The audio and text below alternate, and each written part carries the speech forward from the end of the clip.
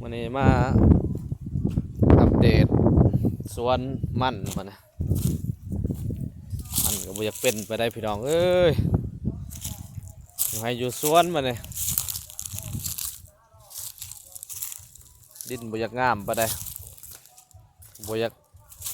ขักไปได้ดินกับครับบุคคลพุนมาใส่นี่บ่เป็นดอกพี่นา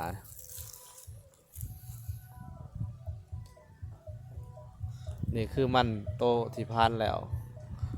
ตัวนี้ฮักกะกลมือเสานี่อากาศหอนลายแดดแหละ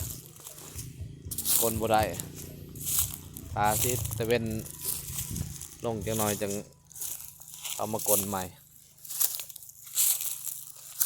เบิ่งมันเขามีแต่มันงามๆมันเจ้าของ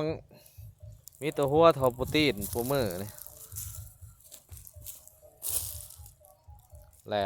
วอะไรได้บ้องเงินปีนี้ราคามันก็ลด